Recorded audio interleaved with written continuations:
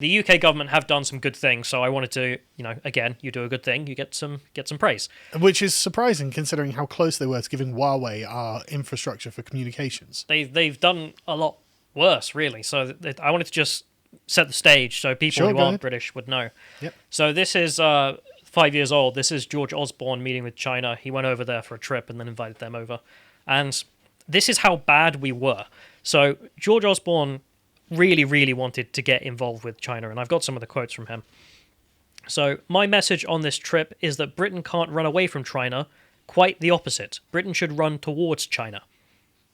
In a modern context, sounds crazy, right? Yeah. But this...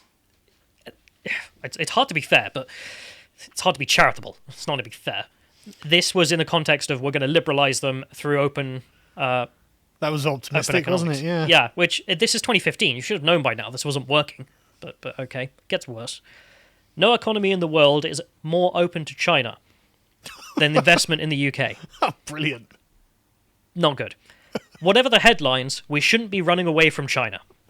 Right. Like, absolute moron. Like, this guy, I maybe he's just a chiaboo or whatever the right term is, but just didn't get it. I'm more than willing to defer to Di Dongsheng's expertise and say it's either one stack or two. Just a corrupt politician. I mean, do I think that George Osborne is above taking 2 stacks? No, I do not. And it was the same with David Cameron. David Cameron was George Osborne's prime minister. Yep. And so we've got a video just to show how warm the relationship was. They invited Xi Xingping all the way to the UK and then took him to a pub, and you can see him hanging out with him. And this is subsequently what followed was the selling off of loads of dockyards and nuclear plants and. Like I said, do I think they're above taking 2 stacks? No. No. So we play the video just to show it's kind of cute as well.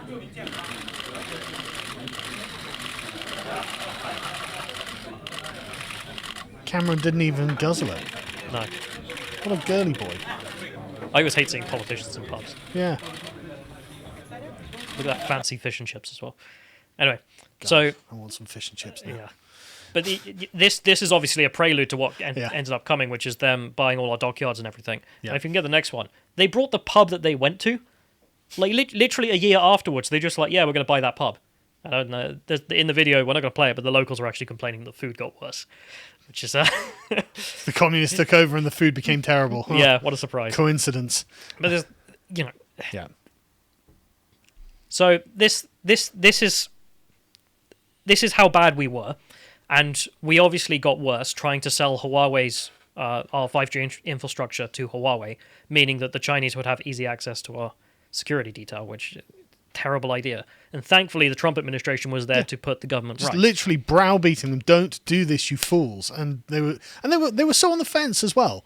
You could tell that the Conservatives were like, oh, should we? Shouldn't we? There's 2 stacks in it though. It's like, oh, shut up, you idiots! Yeah. So Boris's government have now started to fight back. I'm assuming it's because of COVID that they've had this, that's for lack of a better term, great reset on these issues, and said, if we're actually got an opportunity to try and decouple ourselves from China because this has been terrible. Yeah, more information about the Conservative government's involvement in the Great Reset tomorrow on the Weekend podcast, actually. Yeah, we're just talking about reset in relations. So the first link from The Guardian is them talking about, I think they've passed this now, but they were proposing stopping back doors to foreign investors. Mm-hmm. China.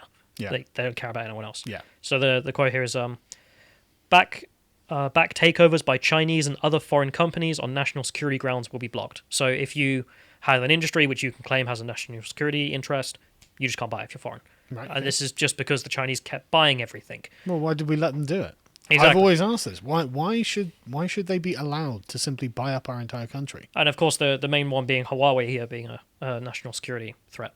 Massively, yes. So that's good. They did a thing there, and then they did another thing. So they introduced national security and investment bill on not just what you would expect, a few things like nuclear or stuff like that. I've got the full list here. Right, okay. It's a little bit small, but you can see civil nuclear, communications, data infrastructure, defense, pretty typical. Energy, transport. That was interesting. Mm-hmm. Like all kinds of domestic transport. Well, you say that's interesting, but like if you want control of all of these things because your internal transportation systems, your infrastructure, your ability, your logistics should not be run by a foreigner. No, they're deeply important to the Especially- maintenance of the state and the country. Especially a foreigner who is hostile to you. yeah. I guess small things. Yeah. Yeah, so basically all other, I'll just term it high-tier technologies Yep. as well, which so good. At least you did the bare minimum. Satellite and space technologies. Yeah, good job not having that run by the Chinese. Anyway, so a little bit of praise there, but not enough for me to care. And then I started... But hang on, are we calling this praise or are we saying... We're getting there. Well done for reaching the minimum standard. That was the bare minimum. And then they did the 5G thing with Huawei, where they're saying, okay, under Trump's administration, we're going to phase it out and get rid of it. So this was a little while back, but they just wanted to mention it. Yeah. So they've got to get rid of everything by 2027, and that's not just the government just aren't buying it, but the private industry also have to get rid of everything Huawei on the national scale. And that's also bare minimum, okay. But then we went a little bit further. So because of Hong Kong, we've also started expanding our arms embargo. So you'd be able to get arms through Hong Kong, and because of Chinese actions, we've now added them to the list of banned places where you cannot sell arms. Right, okay. Which okay. And that's Good start. not gone down well with the Chinese, who are obviously irritated. But it gets better. We also suspended the Hong Kong Extradition Treaty. So if we have someone in the UK who's committed a crime in China, and we're not sending them to Hong Kong, and we're not sending them to China. You're not having them. Okay, that's surprisingly firm position from the UK government. And it gets better. So they also introduced a new bill in which the Lords have done a good intervention here, which is why the House of Lords is always nice. So if you want to make a trade deal with a foreign country from now on, as the British government, you have to make an assessment for genocide. Xi Xingping's just sweating, so oh my god. Yeah, so Lords vote to revoke UK trade deals with countries committing genocide. Who is this aimed at? Yeah. Who knows? Well, I mean, the picture kind of implies, doesn't it? Yeah, so when they're looking at new trade deals, the government is now required legally to undertake a human rights impact assessment for any trade deals and revoke any agreement in cases where potential genocide is found. Great. Okay, good start. And the Guardian did a great piece on this. God, we're even praising the Guardian. Well, not fully. Like the first half, just laying out some of the things the government has done, which is actually quite nice. And that's the thing as well. It's Thomas Sowell compared to what? Yeah. Because of course some of these things are a bit basic, but compared to David Cameron and George Osborne selling the country, okay, it's getting. I'll take it. Getting better. Yeah. So in here they mention the Americans' position on this, which is just dumbfoundedness, how stupid we've been, which is amazing. But they issued a 70-page report from the State Department on the challenges with China, and I love this. So the paper argues the West has utterly misconstrued China as a fledgling economic superpower with no imperial ambitions, when in reality it is determined fundamentally to revise the world order, placing the People's Republic of China at the center, serving Beijing authoritarian goals and hegemonic ambitions. Well, that's just like the Director of National Intelligence in the US, who said exactly the same thing, in almost exactly those words. So who was that said that? That's the State Department, so Good, it's an good. unnamed sources. So it's almost exactly the same as the American intelligence community's view on what China's doing. So finally, the conspiracy theorists were proven right again. So how is it that Alex Jones is wrong? But anyone interested in geopolitics Yeah. is not going to think this is conspiracy. This has been Yeah, well of known course. for years. So But I mean, the strike back that maybe we should have done from the word go is there anything worth buying in Britain anymore? Are you sure you want to waste your time infiltrating our infrastructure? I mean, what's that going to achieve? we do produce. You spent all of this money and what? We do still produce actually quite a lot of good vehicles. Chinese hegemony of the Outer Hebrides. That's what this has produced. And even then, no, they voted for independence. Sorry, So the reason I don't want to praise the Guardian is because they've done what they always do and added the counter arguments, and the counter arguments are laughable. But So- actually, is China good? Yeah, is selling ourselves out to China a good idea? Yeah. So the Guardian. Do we view. have a tough enough position on the Uyghurs ourselves? So the first quote they got from was a guy called Martin Jacques. It's French, I don't know how to say it. Of course it's French. Who is the former British editor for Marxism Today. Why? Like, why would you ask Marxism Today for their opinion? Of all the people to get a hot take from, we went to the editor of Marxism Today. Yes, you did, Guardian. I'm sure you did. It's like, I don't know. We moved away from America and started making more alliances with, I don't know, far right countries. Like, we've asked the editor of Stormfront what he thinks about this. Yeah, exactly. Like, but unsurprisingly, the editor of Stormfront was in favour of us selling out ourselves to Nazi Germany. Maybe they should control all of our docks and our infrastructure. Which is probably what Marxism Today's editor's saying, right? Actually, China good. so his statement is that the UK has been the UK has been gripped by a form of paranoia. Reds under the bed has been replaced with reds under the hard drive. It's like, well, it's only because they keep trying to hack everything. Yeah. Like, we were literally trying to sell them our 5G infrastructure. What are you... Idiot. What do you mean reds under... Like, they're not fake. The Chinese are real communists, you know. Well, it's not real communism. Well, yeah. I suppose now the editor of Marxism Today's fuming at the camera, going, "No, how dare you!" But then why are you simping for them if they're not real socialists? Exactly. You found yourself wrapped up in the eternal conundrum of communism. So he continues. In fact, the thinking is Cold War thinking. Yes. China is just the evil enemy that has to be rejected. That's right. Based. Yes, you're exactly right. But his idea is obviously that we shouldn't be rejecting them for being evil. It's like, they're literally engaged in genocide, mate. When do you want to say something? Also, Mr. McCarthy wants a word with you. So that's obviously quite funny. Like, it's a bit of a meme. Who really cares what the editor of Marxism Today has to say? It's just Peak Guardian being Peak Guardian. That is, yeah. But this is where it gets actually quite worrying. They also contacted the ex-Liberal Democrat leader Vince Cable. And Sir Vince Cable. Yeah, he responded with the fact that he was bemoaning that the unholy alliance of Trumpists, neocons, and British Conservatives and the Labour opposition, who he says are blowing apart the government's post-Brexit strategy to investment in China. Meaning that he's upset that we're trying to decouple ourselves because it would be a great business opportunity. Well, I mean, sure, we could... But this is the George Osborne position. Have you not learnt anything? Yeah, I mean, he's right. You could sell yourself into slavery. That's a great business opportunity. You're going to have guaranteed work for the rest of your life. Isn't that what you want? Well, he is pro-EU membership. Of course he is. So... I know. We'll leave that there.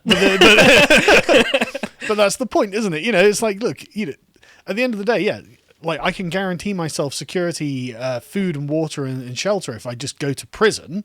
But there are some other concerns that I might have. For the love of God, Vince. Liberal. I mean, he's getting well. Liberal Democrat. Yeah, liberal Democrats, pro-China. Meme party. Oh, embarrassing. But then the Guardian themselves give their own opinion, which is just as bad.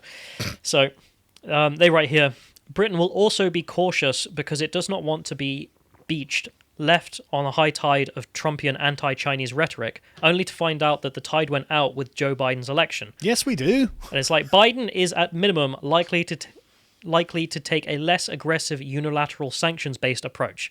Wow, that's a generous way of saying that China owns Biden. Yeah, it's like, okay, well, thanks for letting the cat out of the bag, Guardian. 2 stacks. Probably 3 stacks for the big guy. But why would you write that? Like, you're a left-leaning outlet. You're meant to be supporting him, and it's just like, yeah, we know that Joe Biden's not going to be tough on China. They're even after we've listed China. page after page of things they're doing wrong. Amazing. Absolutely amazing.